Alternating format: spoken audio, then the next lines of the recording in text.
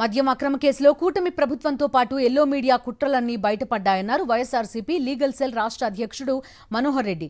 RTI సమాచారంతో ఈనాడు బండారం బట్టబైందన్నారు. 371 కోట్ల పేజీలను డిలీట్ చేసిందని ఈనాడు రాసిన వార్తలు తప్పని ఏపీ బెవరేజెస్ కార్పొరేషన్ తేల్చి చెప్పిందన్నారు.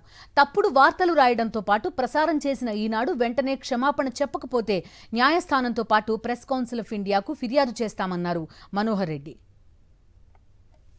ఈనాడులో ఎంత దుర్మార్గమైన వార్త అంటే 3.58 లక్షల జీబీల డేటా నాశనం చేసిన వైకా మద్యం ముఠా. ఆ డేటా 375 కోట్ల పేజీలు, రికార్డులు, డాక్యుమెంట్లకు సమానం.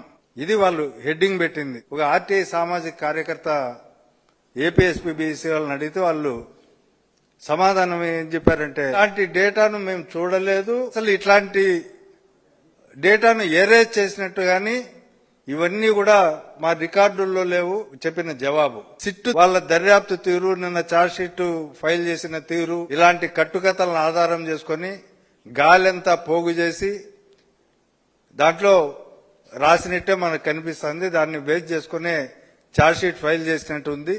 దీన్ని రాసిన దానికి క్షమాపణ చెప్పకపోతే, ఆ టీవీ ప్రసారం చేసినందుకు కూడా క్షమాపణ చెప్పకపోతే మేము న్యాయస్థానాలను, అలాగే ప్రెస్ కౌన్సిల్ ఆఫ్ ఇండియాను, ప్రెస్ ట్రస్ట్ ఆఫ్ ఇండియాను అందరినీ ఇలా పైన చర్యలు తీసుకోవాలని చెప్పి ఖచ్చితంగా కోరుతాం.